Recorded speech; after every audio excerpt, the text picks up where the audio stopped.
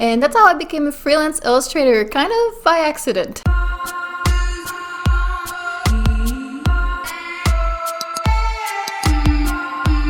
Hello everyone! Welcome to my brand new YouTube channel, Art Business with Ness. I'm Ness, and I'm a freelance children's book illustrator from Canada.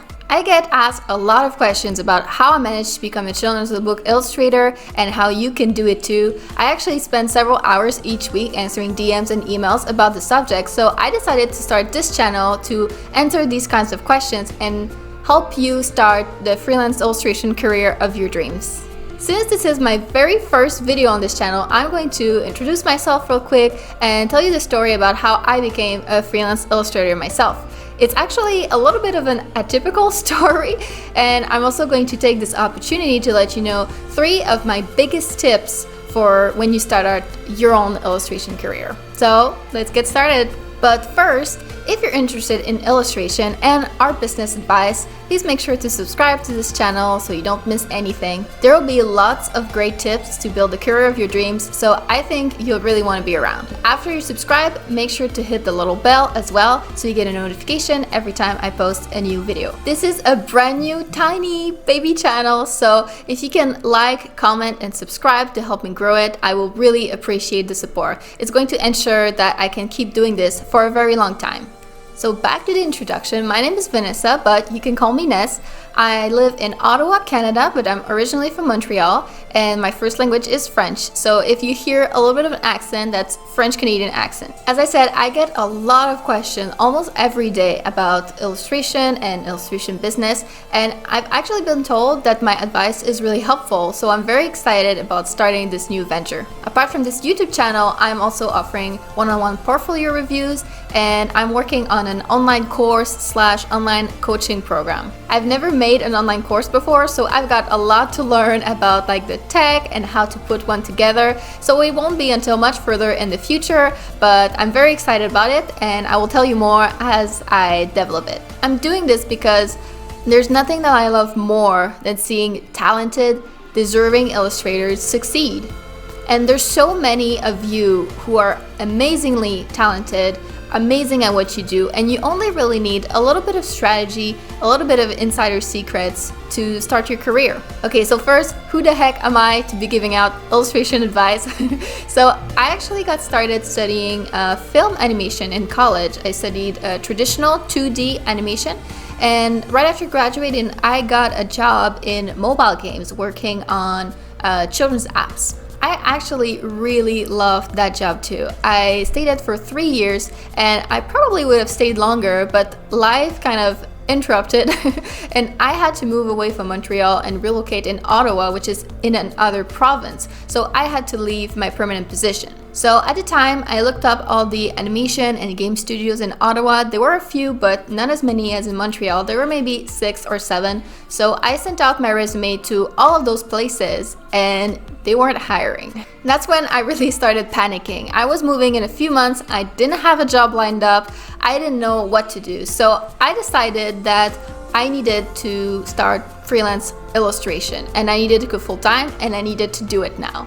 And that's kind of how I became a freelance illustrator, a little bit by accident. So what I did is I put together an illustration portfolio in just a few months, and then I sent it out to a bunch of places, to publishers, to agents, anywhere I could think of. And I excitedly awaited for an answer, but I got nothing but rejections. And that was really discouraging and really stressful too. I really needed this to work. So for a little while I moved around, but then, I decided to do something about it.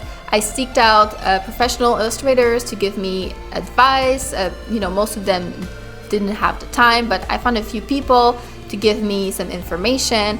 And what I found out really shocked me. They told me, your art is really nice. You have some really nice pieces. You have some great skill. So I was like, well, why am I not getting work then? And they told me, your portfolio has nothing to do with children's book illustration. You're trying to get children's book work, but you have like portraits and like graphic design and a bunch of other stuff in there that has nothing to do with anything. Like, why would someone hire you for a children's book? And I was like, oh my god, I hadn't even thought about that. I really had gone and messed up and wasted several months of my life doing this portfolio that was really not the right portfolio at all. That brings me to my very first tip for starting out your illustration career on the right foot. Number one tip, really nail your portfolio. Your portfolio is your single most important business asset. If you get it right, when you send it out to art directors, you're gonna get yeses over and over again. But if you get it wrong, you're just gonna be spinning your wheels, because no matter how hard you work at promoting it, when art directors see it, they're just not gonna wanna hire you anyway. And it's not just about art quality. Actually, very little is about art quality. A lot of it is about strategy and positioning yourself right. Since your portfolio is so important to your success, it's really worth investing some time and even some money into really getting it right off the bat. I actually have a freebie to help you with that. I will leave the link in the description below to my free guide. It's called 5 Common Illustration Portfolio Mistakes That Are Costing You Clients and How You Can Fix Them Today. I think you will find it very helpful. None of the advice in there is stuff like just get better and redraw all of your pieces. It's actually, actionable steps, things that you could do today and still greatly increase the quality of your portfolio. It's completely free, and the link to that will be in the description. So after I got this advice on my portfolio, I started all over again and did a brand new portfolio, this time really focused on children's book illustration. I started setting out that portfolio once more, and this time I got some hits. I was able to score my very first contract in children's book illustration, and it was such a relief. I think this is the first time that I started thinking to myself, this is actually possible. It's not just, some unicorn dream. It's actually possible, and I'm going to make this happen. So I went a little crazy. As I was working on my brand new contracts, I was also sending my portfolio everywhere I could think of, applying to a lot more places, and I was getting some results out of that. And that's why my number 2 top tips to start your illustration career is reach out to clients yourself. The most common illustration advice that I hear everyone talk about is the one piece of advice that's everywhere is just keep posting on social media, keep doing art, posting it on your Instagram, and art directors will just find you. But waiting to be discovered is such a passive approach, and I think you probably want to start your career now, not 10 years from now. Building up social media, it is a good strategy, but it takes a very long time. So be proactive, reach out to clients yourself. It has really worked out for me, and I think it will work out for you too.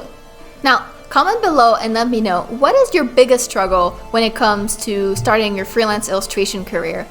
Do you struggle with putting together your first portfolio? Do you hesitate to reach out to clients because you're afraid of rejection? I know I was. Or maybe you just don't know where to start? Whatever it is, just pause the video right now, go in the comments and let me know. I'm really dying to know because I want to be making more videos about that to help you specifically. Alright, so my first year of freelance illustrating after that was really constant hustle. Normally what people do is they start doing freelance part-time and then they slowly, transition to full-time. But in my case, I had kind of went all in, and then I needed income to survive, so I couldn't slow it down anymore. I wouldn't necessarily recommend this approach because it was very difficult and I very nearly burned myself out completely. But eventually, finally, things started getting better.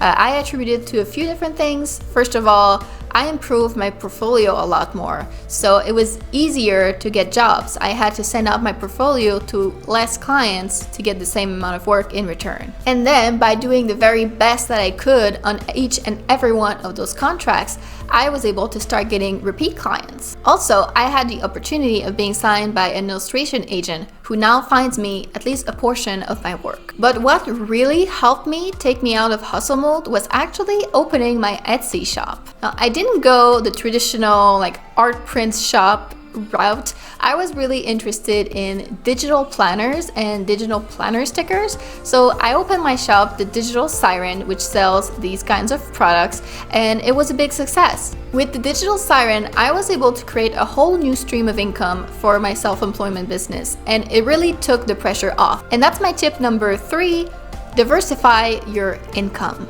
That can mean a lot of different things. You can start a Patreon, you can launch a Kickstarter project, you can have an online shop like I did, you can sell your art at conventions. The thing with freelance illustration is you will have slow periods once in a while. Even the most successful illustrators usually have a downtime in between projects. During that downtime, if you can count on another stream of income to still bring you revenue, that's really, really helpful. It also gives you something to do while you wait.